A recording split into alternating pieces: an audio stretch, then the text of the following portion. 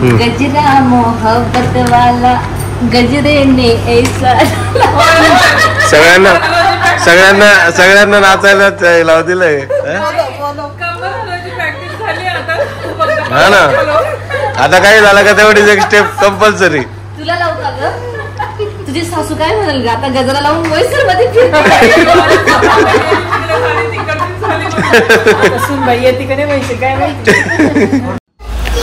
प्रियंकाच्या डोळा जाण्यासाठी फ्रूट घ्यायचे होते, त्यामुळे आम्ही फ्रूट मार्केटला गेलो होतो आणि तिथे बार्गेनिंग करून करून आम्ही फ्रूट घेतले. आंबा, नाशपती, केळी, सफरचंद, कलिंगड आणि अननस असे 7 प्रकारचे फ्रूट्स घेतले आणि मिठाई सुद्धा घेतली आणि आम्ही ते पूर्ण छान डेकोरेट करणार आहे. तुम्हाला आम्ही नक्कीच दाखवू.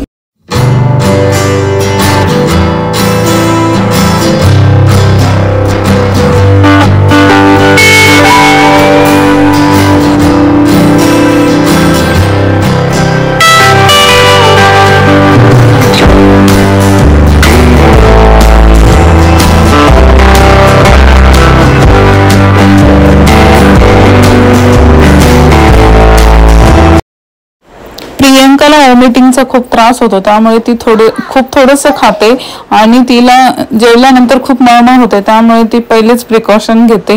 आणि आम्ही तिच्यासाठी स्पेशल डिंकाचे लाडू आणून ठेवले होते. तिने डिंकाचे लाडूही खाल्ले होते, त्यामुळे तिने थोडंसं जेवण केलं. आणि इकडे जेवण चालू आहे.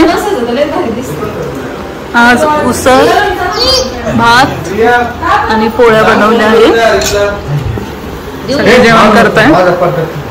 तू ते एवढा भात दिलो तो खाणार कोण घेता बोलले का नाही?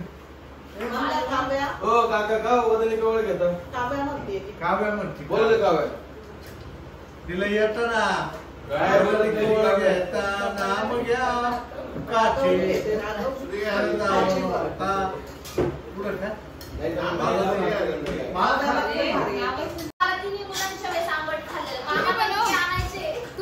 मी दादूच्या वेळेस गोड खाल्लं होतं, काव्याच्या वेळेस काहीच नव्हतं खाल्लं. सेम तुझ्यासारखं. मला व्हेज पण नाही, नॉन व्हेज पण नाही, फक्त मला डाळ भात आवडतं. तुम्हाला कशी पुरणपोळी खावडते मामी? पुरणपोळी खावडायची तुम्हाला, तुम्हाला डाळ भात. 10 किलोचं पुरण खाल्लंय अक्षुच्या वेळेस. एका महिन्यात बापरे मुलांना स्वाशी वाटते. गोड गोड खाली वाटते एवढी.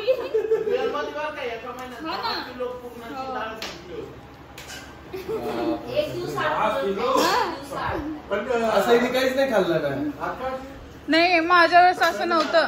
दादूच्या वेळेस मी जास्त गोड खायची आणि काव्याच्या वेळेस ठेचा खायची जास्त मी तिखट.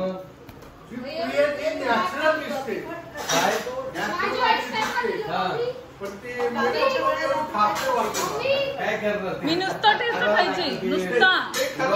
हो, मला तसंच लागायचं.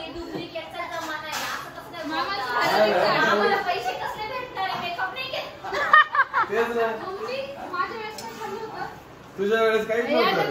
पप्पा भांडायचे तुझ्या वेळेस. लय भांडायचे पप्पा. हे बघा, अशा प्रकारे आम्ही फ्रूट्ससाठी असं डेकोरेशन केलेलं आहे. आम्ही त्या कटोरी आणून असं सजवलं आहे त्याला. आणि हे पुढे मिठाई आहे 5 प्रकारची. तर असं तयारी केली आहे आम्ही. तर आता एक तयारी चालू आहे. प्रियंकाचा मेकअप पण चालू आहे. मेकअप मध्ये चालू आहे. एक तयारी चालू आहे. प्रियंकाचा मेकअप पण चालू आहे. बाकी फ्रूट्स वगैरे घेऊन आलो आता आम्ही बाहेरून, मिठाई वगैरे. आता आम्ही बरोबर 3 वाजता जाणार आहे तिकडे. अशा टोकऱ्या तयार केलेल्या आहे फ्रूट ठेवण्यासाठी.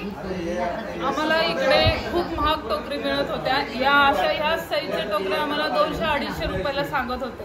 आम्ही प्लास्टिकच्या दुकानातून घेऊन आलोय. पण आम्ही आमचं मेन म्हणजे आमचं चुकलं की आम्ही नाशिकला कानडे मारुतीमध्ये बघितलं नाही आणि डायरेक्ट इकडे आलो. आल्यानंतर इकडं आमच्या डोक्यात आलं की बाबा फ्रूट सजवण्यासाठी टोकरी लागल. तर आम्ही इकडं आल्यानंतर मार्केटला गेलं तर सगळे खूप महाग भेटत होते. त्याच्यामुळे आम्ही जे भेटेल ते घरी घेऊन आलो, लेस घेऊन आलो आणि घरीच तयार केलेलं आहे आम्ही. हे असं तयार केलं आम्ही ठेवण्यासाठी. बार्गेनिंग केली लय भारी वाटतंय, खरंच भारी वाटतंय. झाली का मामी तयारी? बाळाच्या आजीची तयारी. बाळाच्या आजीची तयारी अजून झालीच नाही का? बाळाची आजी फार कडक आहे, व्यवस्थित साडी नाही घातली तर बाळाची आजी घरीच राहू शकते. नाही पटकन आवरा, तिकडे आकाशचा फोन येऊन गेला. मग निघालो 5 मिनिटात.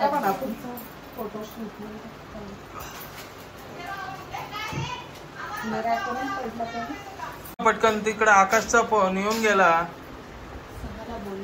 6ला सगळी तयारी झाली आता तिकडे. आले ग.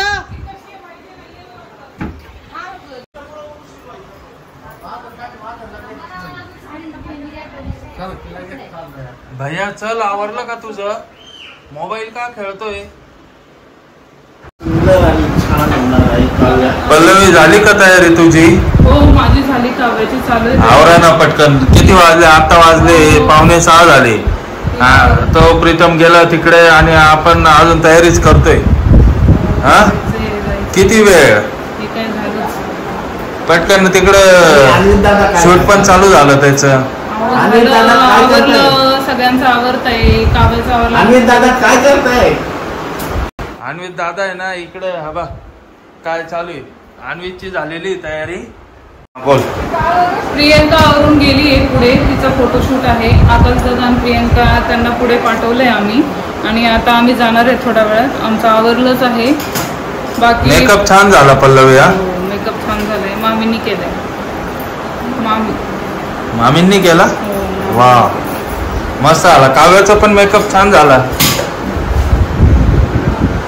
काव्या झाली तयारी? बोल ना, तू बोलतच नाही. हे काय इकडे समोर केस ते सोडून दे ना. सोडते केस. हो मामा तुम्ही कुर्ता घालायचा बर का? No no no. अहो मामींची फरमाईश आहे, तुम्ही पूर्ण करावी अशी त्यांची इच्छा आहे. कुर्त्यामध्ये तुम्ही गोसावी काका नाही होत. तुम्ही घातला पाहिजे. गोसावी काकांना एकदा विचारा बरं, कुर्त्यामध्ये काय कसं फिलिंग आहे विचारा. का हो पप्पा तयारी नाही झाली तुमची अजून?